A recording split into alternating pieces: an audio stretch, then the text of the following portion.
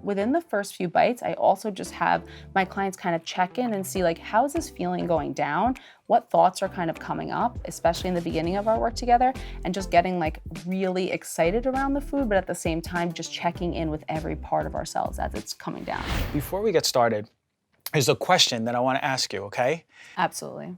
Are dietitians influenced by the food industry and the dairy industry? Very much so, and so much so that when I was in school, the Academy of Nutrition and Dietetics, which is a governing informational body for dietitians, had sponsors that were the National Dairy Council, and I believe at the time it was Pepsi Cola.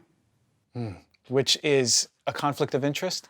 I guess not, because that was happening and broadly. I guess even if we looked it up now, they would have definitely food sponsors. It could be something like Frito-Lay. Right. So I would say that for sure, if they have sponsors within, it's going to filter into recommendations that we're giving. Absolutely. I don't know if it's a conflict of interest because it's happening. So yeah, so it's already there. But okay, so then you think about all of these influences that are happening and being fed to the people who are supposed to lead the sick into a healthy diet. Do you think that that influence is having a negative effect on the outcomes or how people are being treated? Absolutely. Yeah. I think that when I think of the conventional model of nutrition and we think about like what becoming a registered dietitian is, it's really in a clinical setting. And when we think about like hospitals, we don't often think about health when we think of hospitals, right? We think of how you're treating the sick. And for me personally, I worked in nursing homes for years because for dietitians, it actually gives you a little bit of an income edge over working in hospitals. So I worked in nursing homes and of course, like wanted to care for elderly and all the other good reasons besides that. But what I realized working in the nursing homes was that for, if the state was coming in to survey what was going on there and audit, they needed to, you basically as a dietitian need to prove if people are losing weight that you're putting interventions in place. And what are those interventions? You need to say you're prescribing Ensure. And for me, there was such a conflict of interest because I know the ingredients in some of these products, and I can even speak on Ensure specifically, are so brain and neurotoxic that I was like, I'm giving Ensure to dementia patients. And that was the reason that I left the clinical setting in the first place because I could not stomach doing that. And I'm not saying that every dietitian does that, but in the nursing homes that I worked in specifically, it was a requirement to put that intervention into place. And I said, can we make smoothies? Nope, too expensive. And we have a deal basically with these companies where we are using their products exclusively. Which is incredible because I never knew the ins and outs, but I had the feeling. And here's why. When I was working at the integrative hospital, we were still giving Boost and Ensure. And I was the one naturopathic doctor who was giving so much pressure to that department going, why are we giving the sickest people Boost and Ensure? I go, you and me can sit down, we can look at the ingredients together. And make it our own. Yeah, we can literally have them make it at home, or we can find a better option. I was already looking for options, and there was things that were almost similar when it comes to calories, protein, carbohydrates, fat. The whole macronutrient profile was very similar, and I was thinking to myself, I go, is there a contract here? Is there a contract that we have to use that? And you're saying that it's true. Well, I think they also wholesale buy it at that point. I mean, I would say that there's a lot of decisions that are made that you're not also as like the practitioner going to know why that's happening. But in my efforts, like you putting like intense pressure on, obviously, I kept getting a lot of pushback. No, we have to use Ensure and we have to have a certain amount of Ensure that we use. And I didn't know if it was the state that would say like, that's not an adequate intervention if you don't. Like you would literally write like Ensure BID. If someone lost 10% of weight, Ensure BID and put that intervention. It didn't matter if they drank it or not, but it was like certain facilities use certain brands, and I don't know there was something that I could not change about that system. And for me, and much like for you, it was like intolerable. I just couldn't deal with it. Let's go back to that. What is the issue with Boost and Ensure?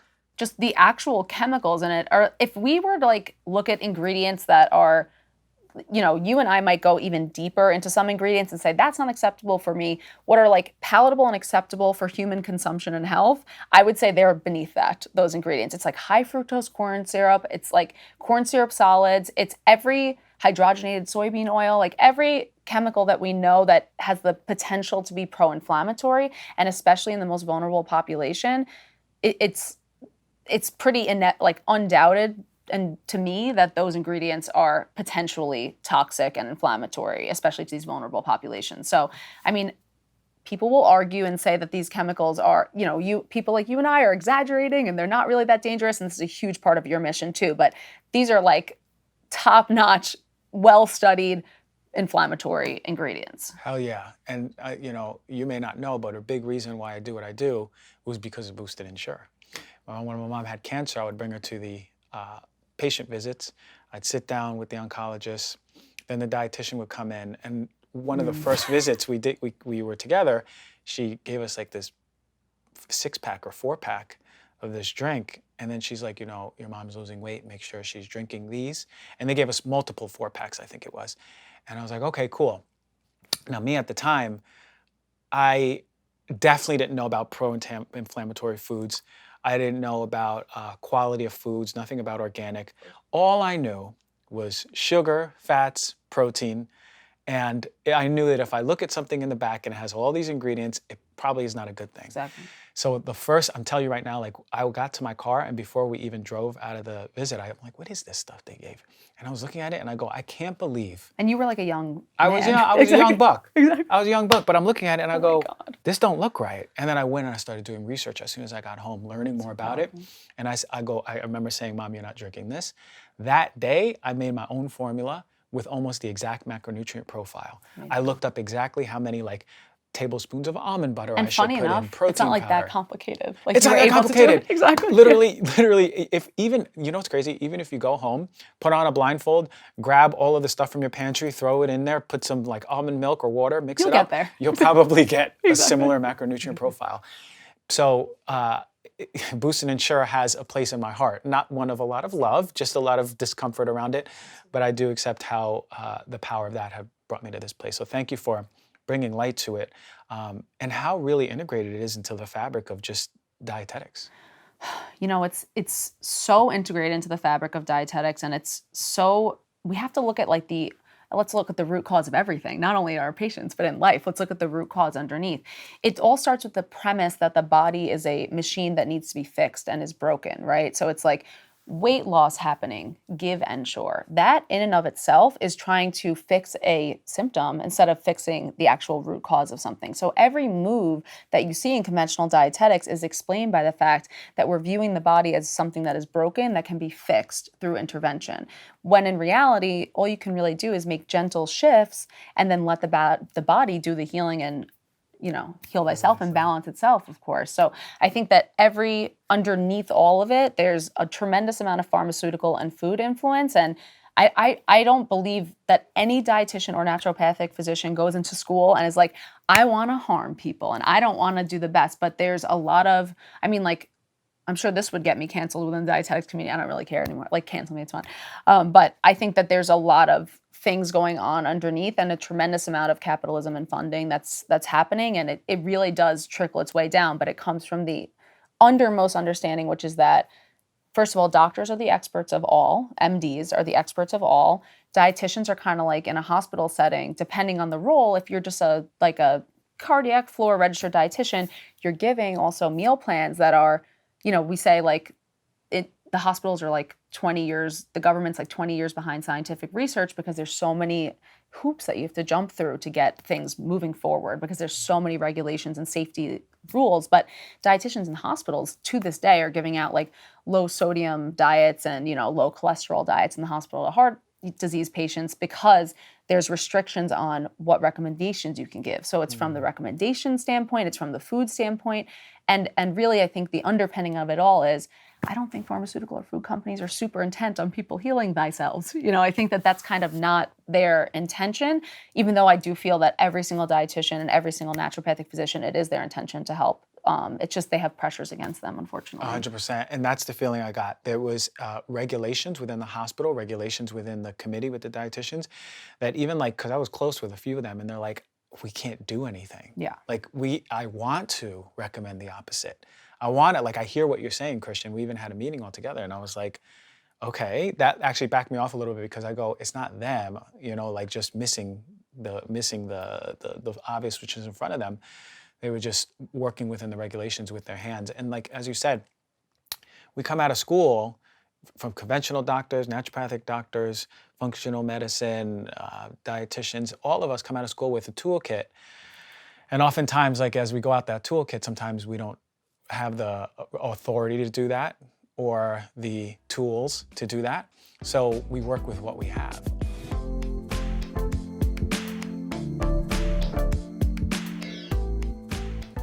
I want to talk about Athletic Greens. It's something I literally use every single day. The reason I started taking it is because oftentimes I'm on the go and not really making the time to make myself a meal full of all the colors of the rainbow of fruits and vegetables. So I have Athletic Greens, which I can put into my morning shake or drink alone, and I'm getting all of those nutrients, vitamins, and minerals and antioxidants. So Athletic Greens is special because it doesn't taste like it's super healthy, even though it is.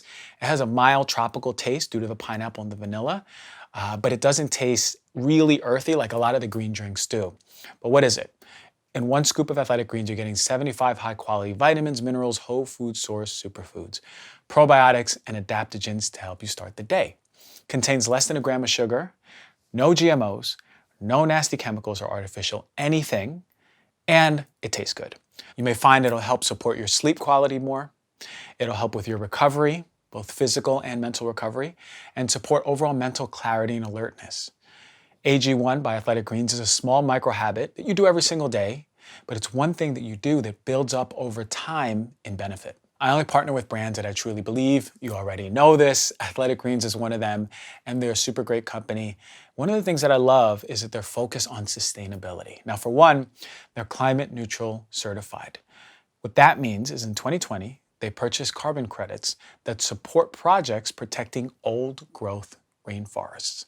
Additionally, for every purchase, they donate to organizations to help get nutritious foods to children who are in need, including the organization called No Kid Hungry here in the United States. And in 2020, Athletic Greens donated over 1.2 million meals to children. One thing I love about Athletic Greens is that this powder is offering vitamins, minerals, and antioxidants, so I don't have to lay out a bunch of supplements and take them all day. It's really convenient, and I do feel a difference when I consistently take it. So to make it easy, Athletic Greens is gonna give you free 1-year supply of immune-supporting vitamin D and 5 free travel packs with your purchase. All you gotta do is visit athleticgreens.com/healthyself. Again, that's athleticgreens.com/healthyself to take ownership of your health and pick the ultimate daily nutritional insurance. Thank you, Athletic Greens.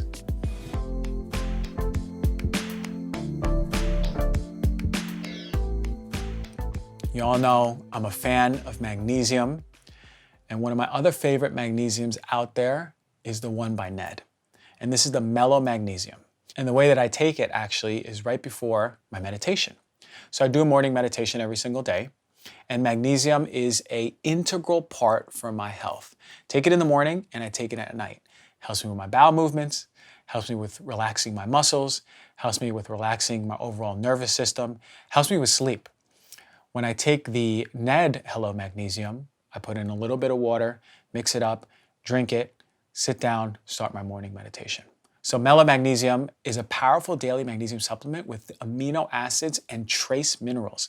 This is gonna help propel memory, mood, brain function, stress response, nerve, muscle health, and sleep. With Ned's Mellow Magnesium, I find that I'm sleeping better, I have less stress, less inflammation, less pain, and overall my nervous system is just more calm. So when it comes to Ned's products, they're all science-backed, nature-based solutions that really start bringing a holistic, full-body approach to healing. And aside from this awesome magnesium formula that helps you get into your body, reduce inflammation, get your nerves and muscles in a really healthy state, they're really well known for their premium CBD. And they have a full spectrum of active cannabinoids, terpenes, flavonoids, trichomes. Ned's full spectrum hemp oil nourishes the body's endocannabinoid system and offers functional support for stress, sleep, inflammation, and overall balance. And Ned CBD is cold water extracted from the world's purest USDA certified organic hemp in the foothills of the Rocky Mountains. Ned is fully transparent. It's been a company that I've been championing for such a long time because they're really open with their third-party testing, who farms their products, their extraction process, all on their website. So get 15% off of Ned's products with the code DRG. Go to helloned.com/DRG and enter the code DRG at checkout.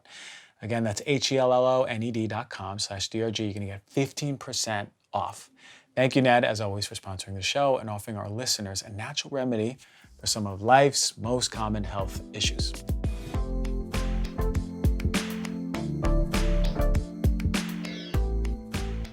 But fortunately, there's people like us who are like, Who are angry. no, F that, cancel me because I'm doing it. I know what healing thyself means, and I'm gonna work with the body. 100%. And that's sort of, there's always like these rogue pioneers, but those are the rogue pioneers that really create new movements and new healing in people. And that's where you and I, maybe it's an East Coast thing, maybe it's a Queens, New York it's a thing. Queens thing. But like, It's a healer thing. I feel that. I feel feel it too. there's a fire in that we need to pioneer a new way because damn, the status quo ain't working. We know that. Almost 70% of people suffering from some sort of preventable chronic illness. Yeah, that's not working. Yeah. That's so not working for me. Preventable chronic, it's crazy. Why is that even a phrase? Why is that even a phrase? That's really what I'm noticing so much in my career these days is I'm like, let me take 5 steps back from everything. And I'm like, the systems are so broken that they don't even make sense to me anymore. I'm like, how is there any preventable chronic illness if we have so much money in our healthcare system and I think we have the highest money into our healthcare system and the lowest like health of like mortality, morbidity, like of any country in the entire, it's absolutely absurd. And obviously what we're doing again is treating the body in a way that just isn't working. And we're treating people in a way that isn't working, more importantly, and we're not listening to people and what they actually need. And unfortunately, I don't think we have the tools in some of our conventional, if we're learning in a system that is broken itself, it took me learning from, and I have to give a shout out to Rob who connected us, Dr. Robert Kochko. It took me working with him as a patient. I went to my first session with him and it was like 8 years ago or something. And I was like, oh, is this medical care? I was like, you just sat with me for like an hour and a half and you learned everything about me. You asked me about my sleep. You asked me about who I am as a person, my identity. I was like, oh, this is completely different than what I just learned. I was just learning about 1,200 calorie diets. Like this is where, my heart is. And that's what really honestly led me to functional medicine. What leads us all to functional nutrition or medicine is obviously our own journey and having these aha moments with your mom or with health, with our own personal health and saying, there's no answers left for me here. I need to go somewhere else. Yeah, and we all have, there's so many people, and actually more people are having those aha moments where they're going, what is happening? And that I think that speaks to why people on social media who are talking about this sort of medicine are getting so much engagement, right? There's so many people who are going like, wait, there's another way. And thank God for outlets like social media where people can see that. Because it wasn't that long ago, I remember getting strep throat every year. And before I went to school, and I would sit there and I'll never forget the last time I went to that doctor. She looked at my throat, she put a light in there, looked around, didn't even do the swab, and she goes, oh, it looks like strep again. She gave me an antibiotic. It was, I kid you not, I timed it, 4.5 minutes. Oh my God. And then I left, and I was like, okay, that was quick, but now I have to get this antibiotic. And then I said, actually, I don't want to do that. She didn't ask me what I'm eating. She didn't ask me how I'm sleeping. She didn't ask me anything that may have caused the strep throat, the recurrent strep throat. And actually, I was excited because that happened, and I was going into naturopathic school. Yeah, so I was like, you're like, this is a perfect example of what I need to not do. Exactly. And I actually remember sharing that first year as to part of what led me there. But so when it comes to bridging, because I see that's what you're doing. You're trying to grab this side and go, okay, yes, no. There's really good research and recommendations here, but then we have the other side where they're like, okay. Like say, for example, intuitive eating or something, we right? Can definitely talk about that. Let's talk about that. They're on two sides, and great, intuitive eating is great, but if I intuitively feel that I want to eat a pizza and then a Twinkie, is that really my intuition, or is that just a part of me going Is that like leptin? Or is that leptin? Is that literally a hormone, or is that low blood sugar being please feed me something fast that's tasty? Everything's trauma. Exactly. Right. So how are you finding yourself bridging the gap between these two worlds? Yeah, so there's kind of for the longest time, and I also occupied a larger body until I was 17, 18 years old, and I rapidly lost 100 pounds, which is what landed me intentionally, but in a way that I would never recommend for my patients. I'm like, I did it wrong so that you guys can do it right. Like, let me be the guinea pig. It was a terrible idea.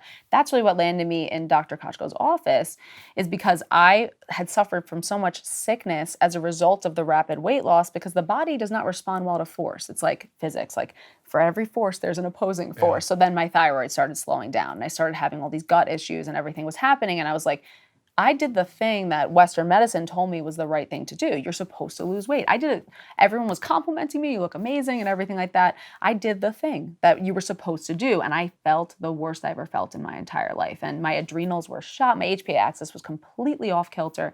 And really for me also, that's when I realized like, losing more weight isn't really the answer. And I was going to doctors and they were also telling me, you need to lose more weight. And at the time I was like, the same weight I am now, I'm fine. Like I have no concerns about that. And it hasn't impacted my health and I'm at a healthy weight. So that was their answer. I was having issues because of the rapid weight loss I had. And they said, you can lose more weight, because there's kind of recommendations in different buckets. So while I do think that legitimate psychological torture that I put on myself to not eat for months really is not what I would recommend, there has kind of been from this, there's tremendous amount of fat shaming and medical bias in doctors' offices, where you might have gone for a strep throat and a doctor might have said to me at the time, I'm not even looking in your throat, you should lose weight, you know? So that's the really scary part about weight bias, especially in the medical system, is people are systematically ignored and it's extremely dangerous for health. And people are, doctors are, there's many studies that show this, doctors are more likely to perceive that someone who's occupying a larger body is like faking something, or that they're exaggerating or something like that. So it's quite dangerous and real. So from this huge issue with fat shaming in our culture and diet culture came this kind of what I would call a knee-jerk reaction back, which is like the anti-diet culture and health at every size movement. And the principles of intuitive eating are rock solid. You would love them. They would work within your practice and who you are as a person. They are excellent. The issue is, what I'm seeing now is that clients are doing intuitive eating, they're psychologically improving, but they're physically declining. So in some ways, of course, if we're listening to ourselves and what we want when we're eating, we're soothing our vagus nerve, the meal's going down better, our digestion's improving. But if you have a parasite, you can intuitively eat all you want. That parasite's living there, right? So there's some conditions that if you focus so much on the psychological solution, you're missing the physical solution. So I have clients coming to me who have like really, pretty serious like anxiety or gut issues. And they're saying intuitive eating is making me happier and I'm enjoying food and enjoying my life. And some things are getting better, but now I'm a little bit more sick than I was. My blood sugar is a little bit more dysregulated. It's not a cure for physical conditions. And that's what it's being touted as. And I kind of balance this world between compassion and coddling, where I want to be really compassionate, but that also means giving people vital health information and letting them decide what they want to do for themselves. Not saying, health information, isn't important or you shouldn't look at it because it'll hurt you. And there's kind of this coddling season happening in the health world right now. I don't know if you've seen that too. I have. Yeah. It's been, for me, I was like, okay, great to empower us. Great to empower us that, and I see the value in that, saying, because there's so many people that are like, avoid this at all costs. Right. Only eat this. Which does create always. food fears or something. Yeah, of course. Of course. And it's like, but the thing is, it's a new damn thing every day. Exactly. And it's all wrong. You tell me to avoid Twinkies at all costs? Okay. Then you tell me to avoid kale at all costs. I'm like, all right, yeah. Kale is like the enemy of the nutrition world. Yeah, right? I'm like, I don't understand. It's like, that's the new trend now? All of a sudden, kale and hummus are like out. Kale, they're out, right? But they were so trendy like a few years ago. They were the healthy. You're in California. I mean, they were like it. Literally. So literally, it's like, for me, I'm like, okay. Let's get in touch with our intuition. And how do you feel when you eat kale? How do you feel when you eat hummus? Exactly. How about whenever you feel like being called to eat a Twinkie, how do you feel? But I absolutely see the other side of it. I see that we can get lost on our quote unquote intuition, if it is intuition or hormones or blood sugar or a parasite that is really influencing us. And we're going, oh, thank God. Like, is it just letting go of the stress of the duality of going this or that and feeling that in the body? But then what about like, how do I feel physically and mentally? Correct. How do both tie in, right? Because you can't just be in psychological la-la land. Exactly. Where your physical is like, oh shit, man, I'm breaking down And here. can you be in psychological la-la land if you're physically not well? No freaking way. If my blood sugar is dysregulated by like 10, I'm like completely off. It's like and then when you do intuitive eating, which is cool, you do get a little more fine-tuned on how different things affect you. But then if you just do intuitive eating, again, we have to acknowledge that there is a place in worlds where we need functional nutrition too, because, again, conventional dietitians, you have something like IBS, they might do something, maybe they might do something like a high fiber diet. The obsession, of dietitians is like fiber, or they might do like let's say a low FODMAP plan or something like that. Again, you do a low FODMAP plan, and even if you're putting that intervention into place very carefully, because what I do see on the flip side, my clients go to a functional medicine doctor's office, NDs, love you guys more than anything, but they get a piece of paper that says, here's bad foods, here's good foods for SIBO. Here's what you need to do. Here's a keto diet, try this. I love a paleo diet, whatever the doctor's kind of preference is. But like you said, the minutia of I could eat blueberries and you can eat blueberries, and they can completely impact us differently. So you need really fine-tuned precision nutrition care. Yeah. And the issue is, while people in functional medicine and MDs have the best of intentions, again, you hand someone a piece of paper that says this food is bad and this food is good, it is going to stick with them. It's just a normal threat response, right? Like 100%. That happened with me when I took the food intolerance test in school. Yeah. And I took it and I was like, what the hell? I was like, all these foods I can't eat now. Which have changed by now, obviously. I was like, yeah, which has changed by now. I was like, oh man, carrots, I love carrots. And then it was like, it was like a 4 out of 4. I was like, oh man.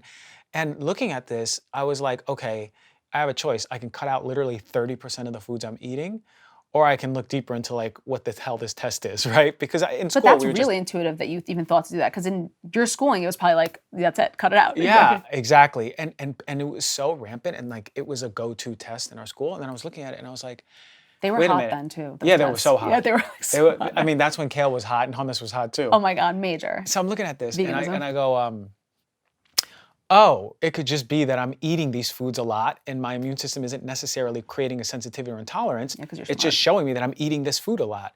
And I was like, how do I feel when I eat carrots? How do I feel when I eat hummus? I feel amazing when I eat carrots. Yeah.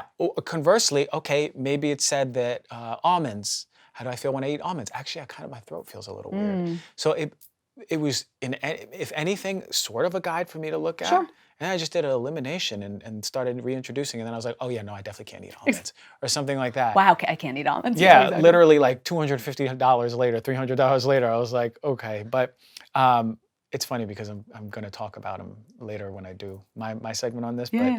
But how are you recommending to patients then to eat? How are you recommending, like, what are some practices? If I came in your office, we chatted, and then you say, all right, go home and Christian and get started on your new relationship with food. What are some really good tips? Yeah, so again, all of the nutrition tips that I give are extremely individualized. So I can tell you what like the process of working with me looks like a little bit. So people will come in for an initial consultation. Usually it's like an hour, but it usually goes longer. I'm asking them questions, usually that they don't understand why I'm asking them, like really understanding. I'm like, if you wake up in the middle of the night, what time are you waking up in the middle of the night? Really detailed. How's your posture while you're eating? Like, really trying to understand the minutia of it. And then I'm going to take all that information and make really personalized. First, I do lifestyle recommendations. Those could be, again, it could be like breath work based, posture based. It could be anything lifestyle based that they need. Or if I notice someone, like if they have mold in their environment, there's, they need to start a detox or whatever those things are that have to start first, because I know food can be so triggering. So I will say, I've had a client who we didn't talk about food for the first year of working together. I said, you're just not there yet. And really, when it comes to like specifically the woman in my practice, I work with a lot of women and men. It's pretty split, skewing usually in the executive category. So they're older, but they're very like smart, type A, like super, like just self-educated in even the health space too. So they know exactly what they want, but I can feel when I'm like, oh, I pushed on a nutrition button and I am getting resistance, they're not ready to talk about this. So oftentimes my clients will come to me by the time I send them the second part of what I like to call their battle plan, which is like, because I break it down into different kind of components. By the time they get the nutrition part, I will have to notice and feel that they're not giving me the same, that I don't want them to devolve into an eating disorder, disordered eating pattern. So I have to make sure that they're receptive to those recommendations. And I can tell from food fears, because I'll ask questions and I'll be like, like, what do you eat for breakfast? And if I dig a little deeper, I can hear like I can watch like how their posture is changing, how their voice is changing, and see I've hit something here and they're not ready. So I'm really like measuring in my sessions to make sure that people are comfortable to receive information. And a lot of what I do, and I know a lot of what you do, is having people basically come up with the answers themselves, but I'm pulling from them. I'm pulling. So in ways of just general nutrition information, obviously what you're going to see in a lot of my battle plans is like posture while eating, slowness while eating, like paying attention, a lot of accessing intuition, a lot of, really assessing for safety when it comes around food time. And then just eating as close to real food as you possibly can Right. for everyone. I mean, those are general recommendations I would say that cover everyone. And then a lot of digestion tips too, like really like focusing not on like drinking and eating at the same time and focusing on, like tuning into your meal and enjoying it.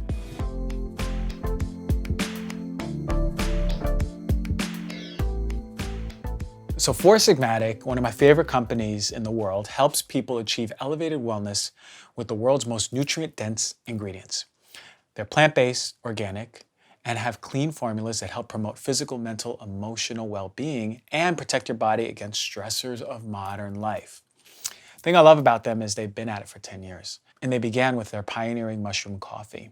Their product portfolio has diversified over time, but the vision has remained the same. Four Sigmatic believes that the earth has provided us with the most nutrient-dense, powerful foods, and the goal is to make it easy and delicious to bring these wild foods in the most sustainable, clean, and authentic way to the Western world, where actually we need it the most. Four Sigmatic coffees are a delicious and magically easy way to elevate your overall wellness.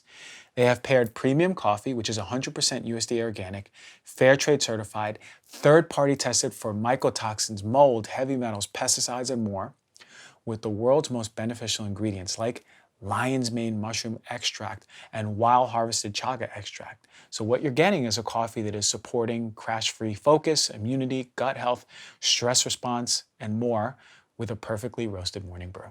They also have a plant-based protein, which is one of the ones that I use all of the time. It's in my rotation, and it helps elevate your day with a delicious blend of 5 plant-based proteins, 7 functional mushrooms, and adaptogens, 0 fillers. It's crafted to taste amazing without stevia or any artificial flavors. They use real whole food ingredients for taste, so you won't find a single grain or gum to weigh you down or upset your stomach, and you'll add the smoothness back into those smoothies that you're making. Four Sigmatic has made it easy to support your immune system, balance stress, and improve your well-being with a day-changing plant-based protein that I want you to try out. Use the code DRG for 20% off of all orders. That's 20% on foursigmatic.com. Again, the code is DRG for 20% off of your any order on foursigmatic.com. Thank you, Four Sigmatic.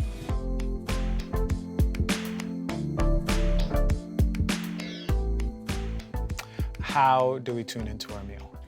So I think that I like to bring ourselves like outside of our bodies first to like assess for any threats in our environment and have people like notice things that they're seeing in their environment, do a little bit of like maybe a 4-7-8 breathing, and then notice how our bodies feel. And then just get like so excited that literally like life's force is being handed to you in food. It's like the craziest thing that like we can't be alive without food. It's just like looking at its like universal power that it has for us and acknowledging and thinking about really the journey of the food and how it came to us. And then within the first few bites, I also just have my clients kind of check in and see like, how's this feeling going down? What thoughts are kind of coming up, especially in the beginning of our work together, and just getting like really excited around the food, but at the same time, just checking in with every part of ourselves as it's coming down. That sounds so much better than me running to a meeting, opening my lunchbox, eating, being on a call, and at a red light doing my eyebrows or something. You know what I'm saying? You know what I'm saying? Like it's like, just tuning into your environment, then your food, then giving thanks to the food. Oh my gosh. It's so cool that food makes us be alive. It's Yeah. the coolest thing ever. It's amazing. And is it something I really have been thinking about lately is like, okay, do you really have a food intolerance or sensitivity? Or are you dysregulated with your nervous system? Absolutely. Yeah. Right? Absolutely. It's extremely likely. Yeah. Because what I notice is I can eat almost anything. I haven't tried gluten because gluten messes me up. I can't. Not for years. No. Yeah, not for years. American gluten, especially. American. It's not even yeah, bring me to Italy. I'm eating all the pasta and the pizza and the bread, and I got my feet up, and I'm sunglasses and a button down. But what I found is that when I'm at peace, like, and I know when my body's at peace because my stomach is like, there's no tension. I can eat anything almost. It's like I call it the invincible stomach almost, when you feel like you could just keep fueling and feeding. Yeah. You feel like your body's like a fine-tuned machine. Like it can It's it just knows good. where things should go, It's and it good. knows how to get them there. All I need is to be 5 out of 10 stressed, and then I eat the same foods, and maybe half of them are going to cause a reaction in my body. Absolutely. And I'm Think of your immune system, right? Yeah. Like, of course. And I'm thinking more people. There's people on the sensitivity scale, right? And I know folks who aren't very sensitive physically or to the environment, and they have iron stomachs. They can just eat anything. Yeah. And then highly sensitive people, who literally can sense the room. I can like close my eyes, and if someone tiptoes, I'll be like, oh, there's someone behind me. I already feel it, I'm like, what's that person feeling over there I know, at the restaurant? I know. It's too much. So those folks like us, it takes a lot. So Yeah. if people viewing or listening, if you identify as a highly sensitive person, let's do those practices where we can just start tuning in. How long does it take? It could take 3 minutes before a meal even. 3 minutes before a meal. Because even the transition of going, first, I'm a highly, highly sensitive, I'm an HHSP, I'm going to call myself. Highly. If I'm in a restaurant, I'm wondering what other people are feeling. Like that is the level that I'm like almost channeling in a restaurant. It's like the lighting is a lot for me. The smells are a lot for me. It's an overwhelming experience for me. So in those things, you have to understand if you're a highly sensitive person, whether your conscious brain's picking up on it, your subconscious brain is picking up on all of those threats. And our digestion, from like an evolutionary biology perspective, if we perceive stress, like let's say you have to run from a bear, your body's not going to think of like working your digestion. It's going to like have the blood rush to the other parts of your body so you can freaking sprint from the bear. It's not going to give you what you need energetically towards your digestion. So powerful to think about. I'm going to start eating my food in my closet with the door locked. So then I know ain't no one going to bother me. I know with like no smell, you can't have like perfumes in there or anything. Yeah, No, not at all. I was very sensitive to that today, by the way, to intentionally not wear like perfumes or anything in your environment. I'm telling you right now, like I feel it. Like my nose starts getting all like hot and runny, and my throat, it just doesn't feel good when I smell synthetic. Exactly. How about phones then? Should we be having our phone next to us, maybe taking a few bites, checking Instagram, taking a few bites, texting back? How much would that affect our digestion? It would, because again, anything that's stimulating your cortisol, like looking at our phones makes our cortisol higher, is going to interfere with your digestion too. Because anything where your stress goes up, your digestive capacity, or even in Ayurveda, like we would call it your digestive fire, your Agni, is gonna like go down basically. So we wanna create a tremendous amount of fire around our digestion. I also like have done and had my clients do, I do Dan yoga, which is a Korean style of yoga. And you can literally just take your fists and just do tapping on your stomach to just, again, increase blood flow to your stomach. And this is so un-Western acceptable, obviously, but definitely just bringing the attention down. Anything that's bringing your attention out. And the phone is different from me saying, notice your environment, because in your environment, you're noticing things that could be threats, and then you're assuaging those fears as things are going on. Like, that's just over there. I'm grounding myself into my body. Cell phones are taking you out of your body completely.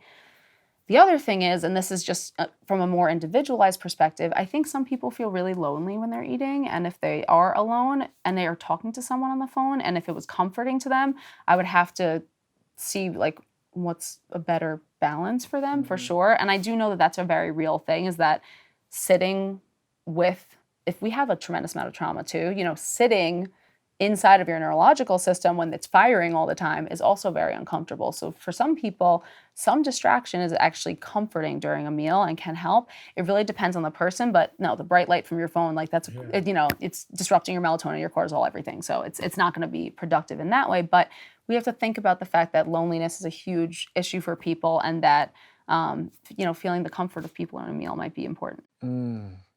It's interesting that you say that, because I think about, there's some times where I just want to eat alone. Totally. There's some times where I'm like, okay, I want to connect with someone while I'm eating. I feel like someone's here. It's so hard for me to talk and eat with people because I'm swallowing like potatoes whole and broccoli whole. I'm just like, oh, I forgot to chew that one. Because you're inside of them. You're inside. It's just crazy. So I actually try to like block out anything that has to do with talking and eating. I just get so distracted. It's really hard with the environment too. Like if I love my fiance's family, we're super duper close. And I know my mother-in-law is going to be like freaking out watching this as I just said that.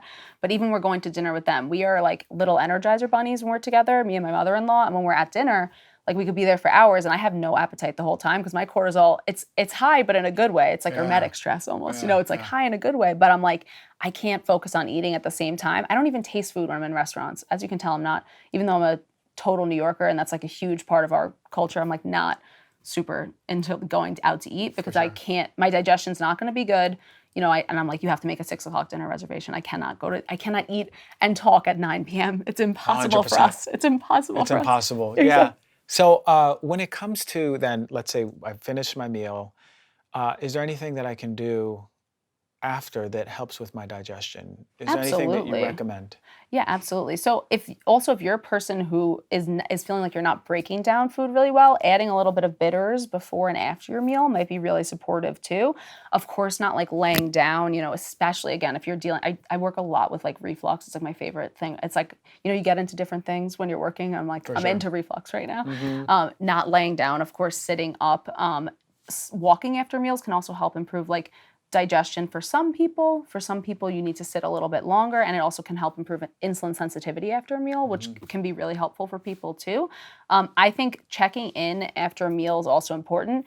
There's this other piece of it that I said about trauma, where sitting with trauma can be uncomfortable, which is, of course, why like a lot of people say I'm bad at meditating, right? Like Yeah. it's uncomfortable for me. Meditation's not like fun. Like it's not supposed to be this like awesome, as you very well know, of course, but it's not supposed to be this like awesome fun thing. You're really sitting with discomfort. So if you are a person who is suffering from severe GI issues, sitting with that discomfort might be overwhelming and it might push you over kind of your threshold for stress. So I would say if you need to move around a little bit to just like lean into what your body's asking you to do, but generally like we need to, as I have a terrible posture, but we need to stand up with a good posture. Our digestive tract is very long. We need food to like move its way down. And if we're hunched over like this, you're pushing acid up, right? And food's not going to be able to work its way down. So watching your posture after you eat while your body's digesting and either giving yourself the comfort of sitting alone or giving yourself the comfort of walking or being with someone else, listen to what your body's asking you. Because like I said, if it's 11 o'clock and I've been at a dinner for 2 hours, I'm like, I need to go. Yeah, This cannot I hear exist. you. Yeah, I know that feeling. How do you feel about sitting and eating? Yeah, sitting is, I think, preferred That's okay? too. I think again, there's something about transitions with meals that we miss a lot too. Like I like to announce to myself, like, "Hi, we're doing a meal now. Like this is now a meal time," which is why sitting at a table is so important too. And we talked about intuitive eating before. What I like to use is the word intentional eating. So it's not necessarily that you're accessing your intuition, but because that's hard.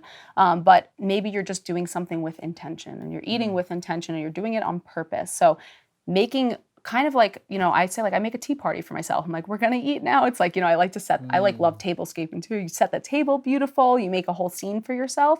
I think feels like really makes the meal really important, which like, again, food is life's energy, like it is our fuel source, is the thing that keeps us alive. And the idea that there's a farmer somewhere, hopefully a farmer where we're getting our food from and not a lab, a farmer somewhere else in the country has like literally picked this avocado for you and now, or in a different country, and now it's come to you on a truck and it has landed in front of your plate. It is the wildest journey and exchange that happens.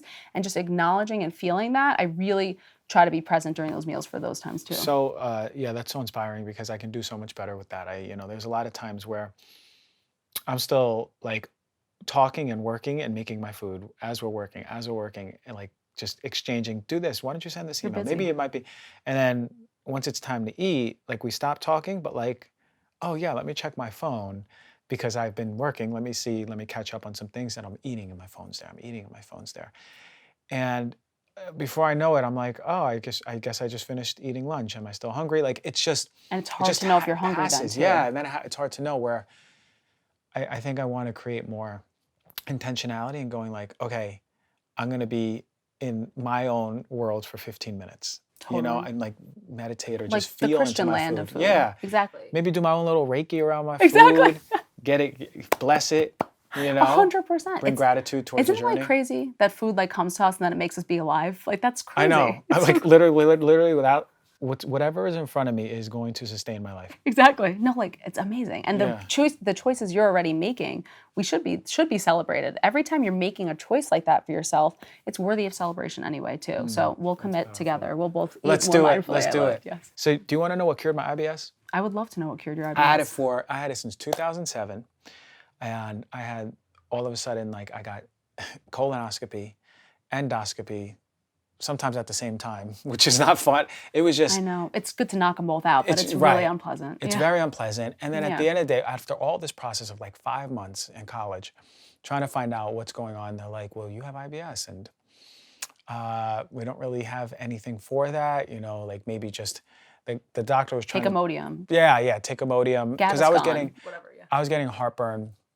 I was getting like, at the time, like constipation diarrhea, which it leveled out, but it was a lot of just bloating. It felt like I ate Thanksgiving. Every morning I woke up, it felt like I ate Thanksgiving the night before. gosh. And it could be like 8 hours, 9 hours. It could even be 12 hours. I could be fasting and I could still feel bloated. I literally was suffering with this until like this year. And it was bad in the beginning, It and had then it gotten was a little better. It was like 4 out of 10. It's just uncomfortable. But that's uncomfortable. Yeah. Deep emotional release of the deepest emotions, which I did not want to experience for 20 plus years. The emotions that were under the egoic protectors, Oh yeah. right? No, you're good there. Yeah. Don't look there. Don't look there. Don't look there. And when I finally Wow. just experienced that and let that fear, which it was true fear, be felt like very powerfully, almost I terrifying. feel powerfully now. Yeah, and then as it came out of my body and leveled out, the tension around my stomach disappeared, and I literally never had IBS That's again. unbelievable and not shocking at all. If Is we that think about- crazy? Like- first of all, thank you for sharing that with me. That's Thank an you. amazing story. And Yeah. yeah, I think it's so funny because you're an ND. You could have taken 100 supplements. You could have like I have. literally, right, exactly. You could have done 20, you did your food insensitivity tests in college like a million times. 14 years of this. Exactly. It's been, and you think of your digestion, you literally think the most protective thing, when we are scared, right, what we clench our, you were probably clenching your gut Everything. every single day and totally underneath and not realizing, which is why, again, I don't care about a low FODMAP diet. For most people, even going to an ND or a dietitian and someone hearing them and seeing them and letting their fear come down a bit, that's healing. The second you walk in a practitioner's door who cares about you, that in and of itself is healing. And your body can go, I say that. I love the feeling when you go to a doctor's office and you feel like you almost like took, when you're a kid, you take your backpack off after a long day. You're like, like That's that how feeling. it feels. Oh, Yes. it's so nice. That's how you feel in your gut now. It That's is. amazing. I feel good. My gut is like more food. Yes. And I was like, okay, well, slow you're down, tall, slow as we down a little bit. discussed. Yeah, so we're feeding the tallness.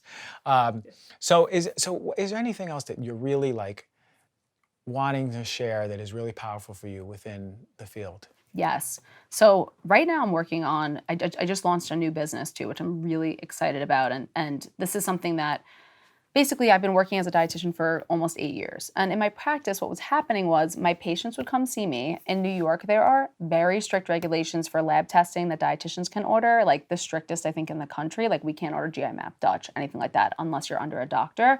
And what was happening was my clients really needed support and care. So I've been scouring all of New York to find the best doctors that I possibly could. And what would happen was my patients would say, my clients would say, can you join me in this medical appointment? And what I would do is literally sit in the medical appointment, and I seem like nice and fun and fluffy, but then when I'm like defending someone or I'm protective, I would be like basically saying to the doctor, no, if you're gonna give them a medication, you're gonna have to tell me and her exactly what's going on in that medication and why you're recommending it and exactly what it's going to do and exactly what the side effects are. So, and what foods can we eat with it, everything like that. So any recommendation they were giving, I was basically giving pushback and saying, I need this information for them. They're not leaving unless this is a good medical appointment, no matter what kind of practitioner. That is not time efficient because I can't do that with all of my patients all the time. So what I've been doing for the past 8 years is finding the best practitioners in the entire city and hopefully eventually in the entire country and making really good relationships with them. Either I used to just go to doctor's appointments and pretend there was something going on with me. I was like, I'll pay them money for the appointment, but I want to see who's good and if, they can benefit my patients.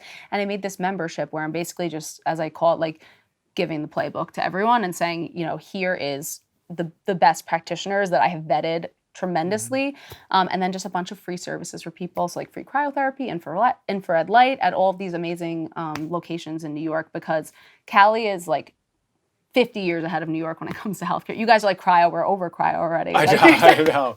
Exactly. In New York, we're like just hearing it. We're like, wow, this is so cool. Never heard of it. Just like little services people can do, because I realized in my practice also that I was working with people and it was my rate is more on the expensive side, and I was like, I need something that's really cost efficient, and that is going to make the biggest change in healthcare that I can possibly make, because I left the system a long time ago, like you did. I was like, I'm not ever going to change the healthcare system, so I'm going to make a new thing where people can just actually feel safe and know they're not going to get fat shamed in a doctor's office, know that they're not going to get ignored in a doctor's office, and know that they can feel safe accessing practitioners. Powerful. Okay, so this is for New York. Yeah, it's So going to this be is shout out to New everywhere. Yorkers right now. Shout out to New Yorkers right now. Okay, And okay. always. And always, and always. And how do they find this, all of this? It's called Wellness Map. So you just wellnessmap.co, or you could find it on my Instagram. I post about it often, and you can join from anywhere. So actually 90% of the resources, because there's tremendous educational resources, interviews, and everything like that too, can be for anyone in the country. It's just if you want those free things, those have to be done in New York. Okay, cool, And cool. everyone loves free things. So everyone who loves free things wants to find out who the doctors are, who are highly vetted. Yes, and any practitioner really. We have chiropractors, acupuncturists. Okay, so all of them. everyone. All right, Yes. so this is like just all all practitioners. Functional medicine Functional specific, medicine who are specific. trauma informed and not weight biased. Oh, amazing. Okay, so everyone out there who's living in New York and goes, hey, Doc G, who's the best doctor in New York? Why don't you just go to the Wellness Map and find out? Yes, I love Right? it. Yes. Powerful. Look, thank you for being on the show.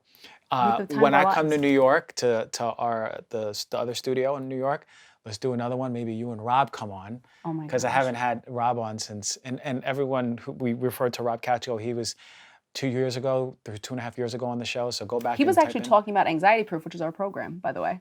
Oh, he was Yes. actually. Wow. We were just okay. launching literally that exact It's time. a while ago. So It it's was been a long time while. ago. So, but maybe you and Rob can come on and just like we'll do Would like be the actual joy of my life. meeting of the minds. We'll do a New York session. make me so Thank you happy. for coming on. As Thank you always, so much. everyone go check her out. Amazing stuff. And thank you. Thank you so much, Christian.